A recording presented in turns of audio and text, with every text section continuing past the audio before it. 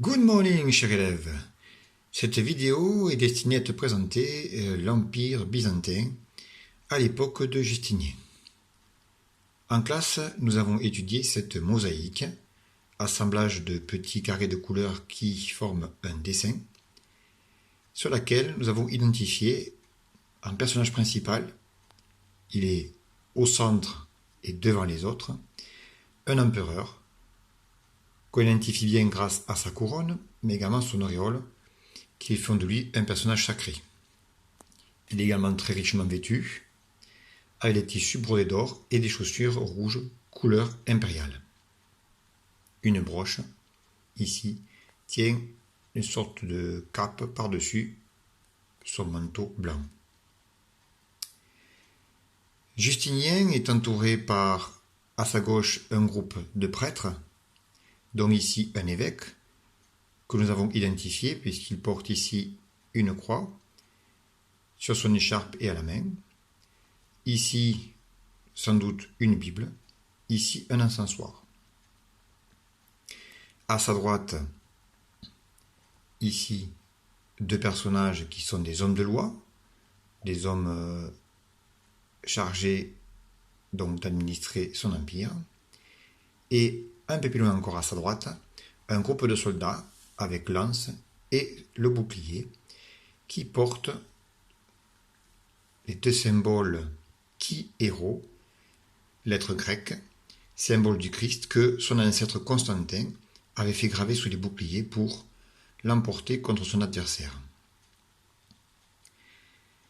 Cette mosaïque nous a permis de déduire que Justinien, empereur du VIe siècle, a voulu montrer qu'il était à la fois le chef de l'Église chrétienne, de l'État, des fonctionnaires, et de l'armée, à travers les soldats.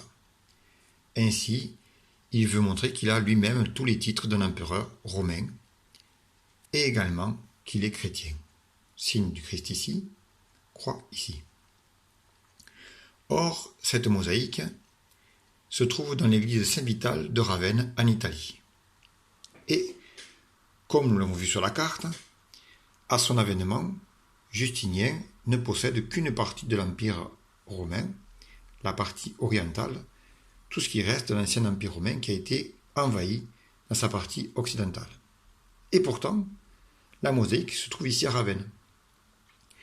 Nous en avons donc déduit, et la carte le montre très bien, que Justinien a conquis ou reconquis une partie de l'ancien empire romain d'Occident, pris par les barbares, pour essayer de reconstituer l'ancien empire romain. Il a réussi, mais seulement en partie. Nous avons également vu que sous son règne, Justinien a compilé, rassemblé dans un seul ouvrage qui porte son nom, le Code Justinien, l'ensemble des anciennes lois romaines, pour bien montrer donc qu'il était très attaché à l'héritage des précédents empereurs romains.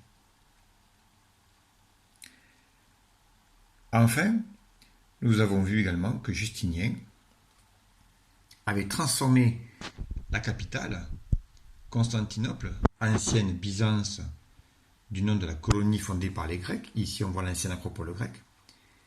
Donc, il a transformé Constantinople comme ses prédécesseurs. Constantin qui avait fait une muraille ici, puis Théodose un peu plus loin puisque la ville s'est agrandie. On a également des forums, on a également des aqueducs qui montrent bien qu'ils sont romains. Et bien Justinien, lui, a rajouté ici, à la pointe, à l'embouchure qui sépare donc la mer Méditerranée de la mer Noire, il a fait construire, édifier la basilique Sainte-Sophie, signe donc qu'il est bien empereur chrétien, mais aussi héritier des Romains. Voici ici une photo de la basilique Sainte-Sophie vue de l'extérieur. Donc, il a comme particularité de comporter des coupoles, typiques donc des églises ou basiliques que l'on trouve dans l'Europe de l'Est. À l'époque de Justinien, ces tours n'existaient pas, puisqu'il s'agit de minarets, typiques des mosquées rajoutées par la suite par les Turcs qui ont envahi l'Empire byzantin et ont transformé la basilique un temps en mosquée.